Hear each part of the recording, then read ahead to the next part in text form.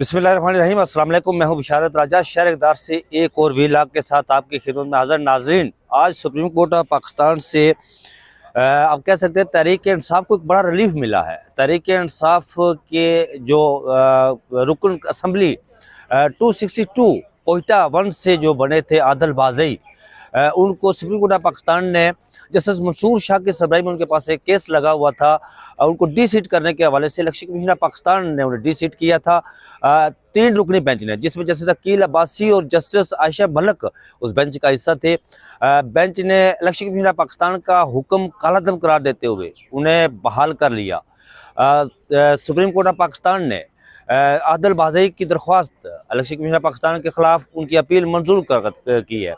दौरान समात justice Aqeel Abbasi, justice Ayesha Malik और जस्टिस मंसूर शाह जो बेंच के सरबराह थे, बहुत अहम सवालात उठाए गए इलेक्शन कमीशन ऑफ पाकिस्तान के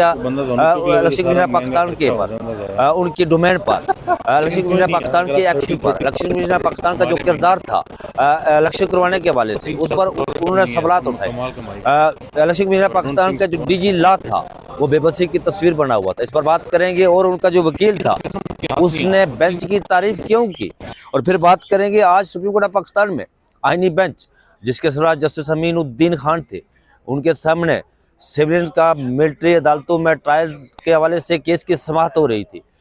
केस की समाअत के दौरान जस्टिस मसर्रत हलाली और जस्टिस जमाल मंदोखेल ने बहुत अहम सवालात उठाए।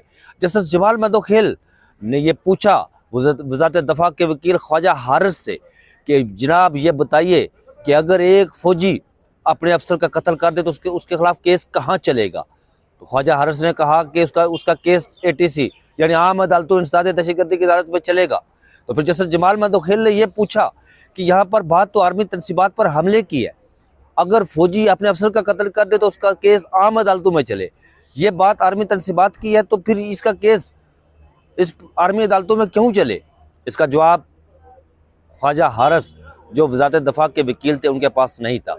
और इस्लामाबाद हाई कोर्ट में बुशरा बेगम की जो ज़मानत मनसूखी की FIA ने दरख्वास्त दी हुई थी, इस्लामाबाद हाई कोर्ट ने FIA की दरख्वास्त नमटा दी इन हदायत के साथ कि उनकी ज़मानत मनसूखी की जो आपने दरख्वास्त दी है वो मुस्तरद कर दी, इन हदायत के साथ कि अगर दौरान ट्रायल ज़मानत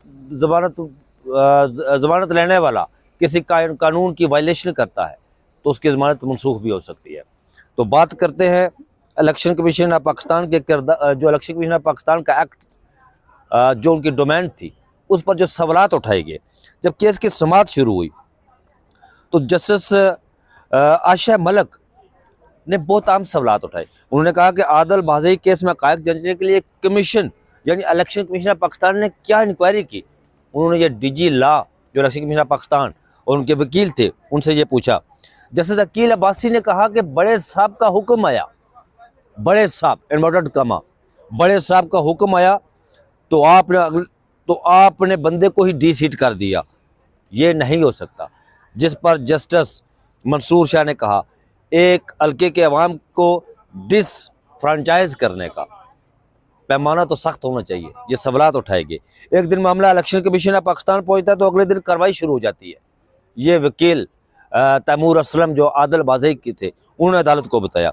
उन्होंने ये भी कहा कि हम बलूचिस्तान हाई कोर्ट गए, हमें मुतलका दस्तावेज़ात तो हमने वहाँ दी, मगर हमने कहा जो नून लीग से वाबस्ती को बयान अल्फी बताया जा रहा है वो हमारा नहीं है, वो हमने नहीं दिया।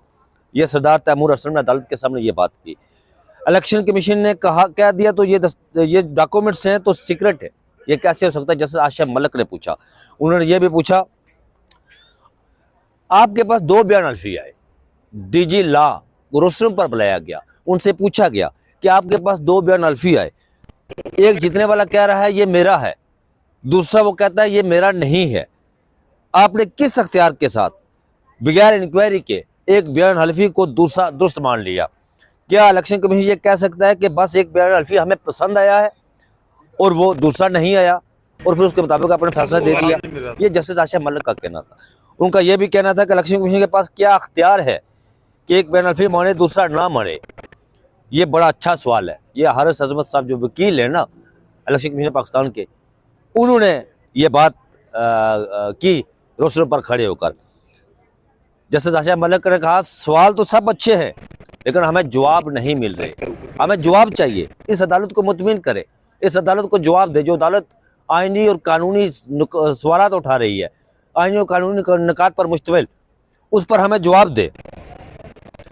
वकील इलेक्शन कमीशन ने कहा जावेद अहमद और जुल्फकार अहमद केस में कुछ चीज़ें हैं। ये जावेद हाशमी केस है या जुल्फकार भट्टी केस है? जस्टिस मंसूर अली शाह ने पूछा उनसे। जस्टिस मंसूर शाह ने यह भी कहा कि आप नाम भी सारे गलत रहे हैं।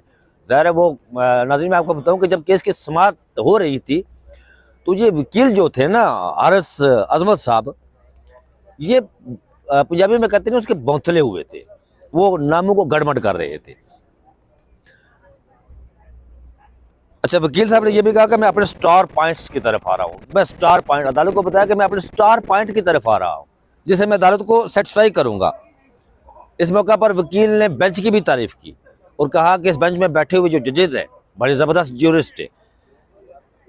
जस्टिस मंसूर शाह जो बेंच के सरबराह थे, उन्होंने कहा कि हमें एक सवाल का जवाब दे, आपके पास अख्तियार क्या है एक बयान अल्फी दुरुस्त और दूसरा गलत मानने का, इसका जवाब हमें दे दें।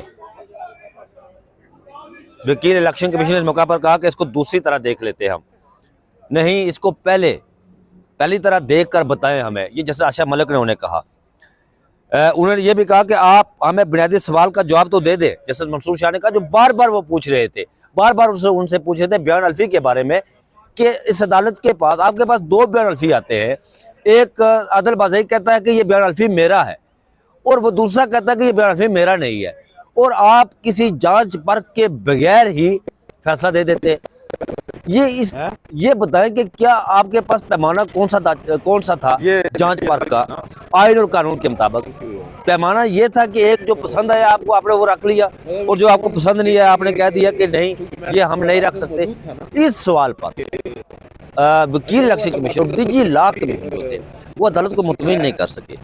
अदालत ने कमरा अदालत के अंदर ही जस्टिस मंसूर शाह पर मुश्तमिल जो 3 रुकनी बेंच था, उन्होंने कमरा अदालत के अंदर ही मुख्तसर फैसला सुनाया और कहा कि हम आदिल बाज़ई की अपील इलेक्शन कमीशन पाकिस्तान के खिलाफ मंजूर करते हैं। इलेक्शन कमीशन पाकिस्तान का दिया हुआ फैसला रीसीट करने का फैसला कालादम करार दे दिया गया और ये बताया कि हम इसका तफसीली फैसला बाद में जारी करेंगे। अच्छा नाज़रीन, आपको जो मैं लेके आता हूँ आपको अच्छा, आज मिलिट्री जो सिविलियन का जो मिलिट्री ट्रायल हो रहा था, उस मिलिट्री अदालतों में ट्रायल के हवाले से जो केस था आईनी बेंच के सामने, इसमें बड़े दिलचस्प सवाल उठाए गए। जस्टिस आशा मलिक की तरफ से, जस्टिस आशा मलिक, जस्टिस मुसर्रत अलाली की तरफ से, जस्टिस जमाल मंदोखेल की तरफ से, जस्टिस मोहम्मद अली मजहर की तरफ से। लेकिन इस बेंच के सरबराह जस्टिस अमीनुद्दीन खान ने इस पूरी समाअत में जितनी भी समाअत हुई इसमें वो बिल्कुल खामोश बैठे रहे। उन्होंने कोई इस समाअत के दौरान उन्होंने एक सवाल भी नहीं उठाया, ना कोई आईनी सवाल उठाया और ना कानूनी सवाल उठाया। और जस्टिस शाहिद बलाल भी खामोश बैठे रहे। जस्टिस हसन अजीज रिजवी ने सवालात उठाए, जस्टिस नाईम अख्तर अफगान ने भी सवालात उठाए। नाज़रीन, आपको ये बात बता दूं मैं कि इस बेंच में बैठा हुआ एक मेंबर, एक जज, वो इतना खौफज़दा है कि वो अपने दोस्तों को ये कहता फिर रहा है कि मैंने फैसला क्या देना है, क्या फैसला देना है, मैं किस तरह सेटिस्फाई करूँगा उस फैसले में। वो इतना खौफज़दा है। जब केस की समाअत शुरू हुई तो जस्टिस जमाल मंदोखेल ने ये पूछा, वज़ारत दफ़ा के जो वकील है ख्वाजा हारिस साहब, उनसे पूछा जी कि ये बताएं कि जो लोग आर्मड फोर्सेस के अंदर काम नहीं करते, उनके साथ काम करते हैं, उन पर मिलिट्री जो एक्ट किस तरह लागू होगा? तो ख्वाजा हारिस साहब ने ये बताया अदालत को कि उन पर मिलिट्री एक्ट लागू होता है। अच्छा, वो उस पर कोई कानूनी और आइन की बात नहीं की, उन्होंने सिर्फ वर्बली बता दिया मिलिट्री एक्ट लागू होता है। तो फिर जस्टिस जमाल मंदोखेल ने कहा कि एक बंदा ज़राअत के साथ काम करता है, एग्रीकल्चर डिपार्टमेंट के साथ, एक बंदा इतलात के साथ काम करता है, एक बंदा वज़ारत कानून के साथ काम करता है, तो उस पर इतलाक तो उनका होगा ना। उस पर इतलाक ये तो नहीं है कि वो उस पर आर्मी एक्ट लागू कर दिया जाए, ऐसा नहीं।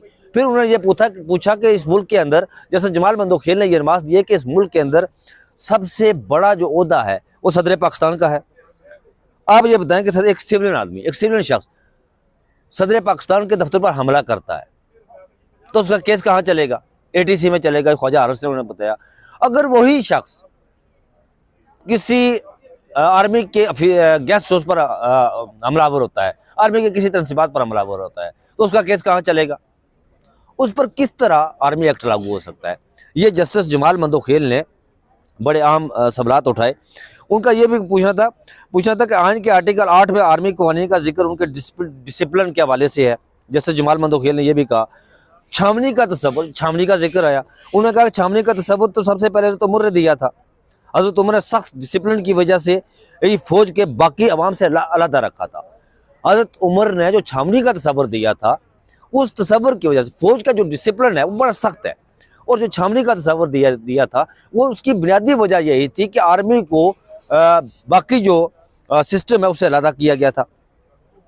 फौज का डिसिप्लिन आज भी कायम है और अल्लाह से कायम ही रखेगा, जैसे जमाल मंदोखेल का कहना था। जैसे जमाल मंदोखेल ने जो सवालात उठाए वो ये कि मखसूस सिविलियन हालात में आर्मी एक्ट का इतलाक होता है, ये ख्वाजा हारिस का कहना था। ख्वाजा हारिस ने ये भी कहा कि सुप्रीम कोर्ट के इस नुक्ता पर अदालती फैसला मौजूद है। अच्छा, वो FB अली और शेख रियाज अली केस के अदालत के सामने जो उनकी नज़ीरें रख रहे थे, जस्टिस मोहम्मद अली मजहर ने इस मौका पर कहा कि 4 जजेस ने फैसला में आर्मी एक्ट दफात को कालादम करार दे दिया। अदालत के पास आर्मी एक्ट दफात को कालादम करने का अख्तियार नहीं, ये ख्वाजा हारिस ने कहा जो उनके वकील थे। इस तरह अगर कोई उकसाने का सोचे उस पर भी आर्मी एक्ट का इतलाक होगा। ये जस्टिस जस्टिस जमाल मंदोखेल का कहना था। उन्होंने ये भी कहा कि क्या आर्मी एक्ट ने आइन के आर्टिकल 8 के तहत सेक्शन 1 और गैर मौसर नहीं कर दिए। जैसे जमाल मंदोखेल ने कहा क्या सिविलियन पर आर्मी एक्ट का इतलाक हो सकता है? ये जस्टिस जमाल मंदोखेल ने पूछा ख्वाजा हारिस से। मिलिट्री ट्रायल में भी फेयर ट्रायल के आर्टिकल 10A मौजूद होता है, ये ख्वाजा हारिस ने अदालत को बताया। उनका ये कहना था ख्वाजा हारिस का, जो वज़ारत दफ़ा के वकील हैं, कि जब मिलिट्री ट्रायल होता है तो मिलिट्री ट्रायल में भी 10A यानी फेयर ट्रायल का जो शिक है वो मौजूद होती है। इस मौके पर जस्टिस मोहम्मद अली मजहर ने कहा कि मिलिट्री कोर्ट फैसला के खिलाफ इंट्रा कोर्ट अपीलें यहाँ सुनी जा रही हैं, अदालती फैसला में सबसे पहले नकाइस की निशानदेही करें। जस्टिस मोहम्मद अली मजहर ने कहा कि जो इस अदालत ने फैसला दिया है, जो जस्टिस जाजुल हसन की सरबराही में जो फैसला दिया गया था, कालादम करार दिया था सिविलियन का मिलिट्री अदालतों में ट्रायल, उसमें जो नकाइस है इस अदालत को मुतमईन करें कि उसमें नकाइस क्या है। जस्टिस मोहम्मद अली मजहर ने कहा। उन्होंने जस्टिस जमाल मंदोखेल इस मौका पर बोले, उन्होंने ये कहा कि आईनी बेंच इंट्रा कोर्ट अपीलों में भी आईनी नुक्ता का जायजा ले सकता है। जस्टिस मोहम्मद अली मजहर फिर बात उन्होंने जारी रखी। उन्होंने कहा कि ब्रदर जजेस की ऑब्जर्वेशन से मेरा इख्तलाफ नहीं, फैसला में नकाइस की निशानदेही। वो बार बार ये कह रहे थे कि ख्वाजा हारिस जो वकील थे वज़ारत दफ़ा, उनको बार बार कह रहे थे कि आप हमें मुख्तलिफ जो हवालाजात दे रहे हैं, मुख्तलिफ चीज़ों की तरफ लेकर जा रहे हैं, लेकिन आप असल नुक्ते की तरफ नहीं आ रहे। आप हमें इस अदालत को मुतमिन करें, सेटिस्फाई करें कि जो इस अदालत ने फैसला दिया था उसमें नकाइस क्या है, कहाँ उन्होंने आइन और कानून से इख्तलाफ किया, कहाँ उन्होंने आइन और कानून से हटकर कोई फैसला दिया है। जस्टिस जमाल मंदोखेल ने यह कहा कि मैं उन्होंने बताया कि अगर आर्मी अमलाक पर हमला हो तो ट्रायल मिलिट्री कोर्ट। उन्होंने कहा कि जस्टिस जमाल मंदोखेल ने कि अगर सदर हाउस पर हमला होता है तो मुल्ज़िम का ट्रायल इंसदाद दहशतगर्दी अदालत में होता है, अगर आर्मी अमलाक पर हमला हो तो ट्रायल मिलिट्री कोर्ट में कैसे होता है। उनका ये कहना था कि इस मुल्क का पाकिस्तान के अंदर सबसे बड़ा ओहदा सदर पाकिस्तान का है। सदर पाकिस्तान आपके आर्म फोर्सेस का सरबराह भी होता है। सदर पाकिस्तान के दस्तखतों से आर्म फोर्सेस के सरबराह की अपॉइंटमेंट होती है। अगर उस दफ्तर पर हमला हो तो उसका केस हमला करने वाले के खिलाफ केस इंसदाद दहशतगर्दी की अदालत में चलेगा, और अगर आर्मी तनसीबात पर हमला हो तो उसका केस फिर आर्मी अदालतों में कैसे, उसका केस मिलिट्री अदालतों में कैसे चलता है, ये हमें बताएं। ये वो बार बार कह रहे थे वज़ारत दफ़ा के वकील ख्वाजा हारिस को, उनसे पूछ रहे थे, लेकिन ख्वाजा हारिस के पास इनका जवाब नहीं था। उन्होंने ये भी कहा, इस मौके पर जस्टिस मुसर्रत हलाली ने भी सवाल उठाया। उन्होंने कहा कि क्या मिलिट्री कोर्ट ट्रायल में वकील की इजाज़त होती है? तो ख्वाजा हारिस ने कहा जी कि मिलिट्री कोर्ट में मुल्ज़िम को वकील और तमाम मुतल्लिका मवाद फराहम किया जाता है। यहाँ पर जस्टिस जमाल मंदोखेल ने आम सवाल उठाया जिसकी मैं बात कर रहा था कि अगर एक फौजी अपने अफसर का कत्ल कर दे तो केस कहाँ चलेगा। ख्वाजा हरस ने कहा कि जी उसका केस आम अदालत यानी साजिश-ए-शिकर्दी की अदालत में चलेगा। तो फिर जस्टिस जमाल मंदोखेल बोले कि जिस पर आर्मी एक्ट लागू नहीं होता उसको बुनियादी हकूक कैसे महरूम किया जा सकता है? आप कैसे कह सकते हैं कि उसका केस मिलिट्री कोर्ट में चले? तो ये आज की जो कार्रवाई थी, ये थी आज गुज़रे रोज़ भी 2 दिन पहले जब इस अदालत में इस केस की समाअत हो रही थी सिविलियन का मिलिट्री अदालतों में ट्रायल्स के हवाले से, उस वक़्त भी जजेस ने बड़े सवालात उठाए थे और आज भी जजेस ने सवालात उठाए, जिस पर वज़ारत दफ़ा के वकील ख्वाजा हारिस एक मुंझे हुए कानूनदान हैं। वो किसी तौर पर अदालत को मुतमईन नहीं कर सके। अदालत जो भी उनसे सवाल पूछती है, वो उसका जवाब नहीं देते। वो आईनी और कानूनी जवाब नहीं देते। वो उनसे पूछती है कि आप अदालत को मुतमईन करें। अदालत तो पूछती है कि जो जस्टिस इजाज़ अहसन की सरबराही में इस बेंच ने फैसला दिया था काला दम करा देने, उसमें नकाइस क्या है? ख्वाजा हारिस साहब के पास इसका कोई जवाब नहीं होता। ख्वाजा हारिस साहब से पूछते हैं कि जी अगर एक सिपाही आर्मी अफसर का कत्ल कर दे तो उसका केस कहाँ चलता है? वो कहते हैं जनाब के ख्वाजा हारिस साहब कहते हैं कि आम अदालतों में चलता है। तो जब अदालत पूछती है कि आर्मी तनसीबात पर हमले की बात होती है तो वो फिर केस आर्मी मिलिट्री कोर्ट्स में क्यों चले? उस पर भी उनके पास कोई जवाब नहीं था। तो ये नाज़रीन मैं आपको बता दूं कि ये जो 9 मई का जो बयानिया बनाया गया था ना, ये उसके साथ जुड़ा हुआ है। ये 9 मई का जो लोग 85 लोग 9 मई के जो इस वक्त मिलिट्री कस्टडी में है, ये वही लोग हैं जिनका केस है। 9 मई का जो बयानिया बनाया गया था, यहाँ पर नैरेटिव जो नून लीग हर मामले में 9 मई को घसीट कर ले आती है। बात अगर शुमाल की होती है तो बीच में 9 मई आ जाता है। बात अगर जुनूब की होती है तो नून लीग उसको 9 मई में लेकर आ जाते हैं। हमारे मोहतरम इरफान सिद्दीकी साहब मेरे उस्ताद भी हैं, वो उसको 9 मई को बीच में ले आते हैं। बात अगर मशरक़ की हो तो 9 मई, बात मगरब की हो तो 9 मई, क्योंकि नून लीग के पास और बयानिया है ही नहीं है जिसको वो लेकर चले और जिस पर वो बात करें। तो नाज़रीन 9 मई का जो बयानिया था ना बनाया गया, वो इस अदालत ने उसे उड़ा कर रख दिया है। आज की समाअत और गुज़रे रोज़ की समाअत 9 मई का बयानिया अब किसी तौर पर टिक नहीं सकता। ये एक बात इस बात की गमाज़ है ये चीज़ कि इमरान खान साहब के ख़िलाफ़ जब से उनकी हुकूमत गिरी है आज तक जितने भी केसेस बनाए जा रहे हैं, जो भी मुकदमात बनाए जा रहे हैं, वो सारे जाली और बोगस मुकदमात हैं। वो जब भी आला अदालतों में आते हैं, आप कहते हैं ना जिस तरह जस्टिस अकील अब्बासी साहब ने आदिल बाज़ई केस में कहा कि बड़े साहब का हुक्म आया और आपने आदिल बाज़ई को डिसहिट कर दिया। यहाँ ये चीज़ें बड़े साहब पर होती है, बड़े साहब के हुक्म से आती रही और ये जो उनको सारे फैसले जो है वो लोअर कोर्ट के हों, इलेक्शन कमीशन ऑफ पाकिस्तान तो एक मोहर है ना जी, वो तो एक चाबी वाला खिलौना है। जो चीफ इलेक्शन कमिश्नर है यहाँ बना हुआ सिकंदर सरदार राजा साहब, उन्हें कोई मुंशी के तो इन्हें मेरी तौहीन हुई है जी, वो उसको नोटिस जारी कर देते हैं। तो काम जो खुद कर रहे हैं वो अदालत उनका तिया पचा उड़ा के रख दे रही है, वो उस डोमेन से जो बाहर जाकर काम कर रहे हैं।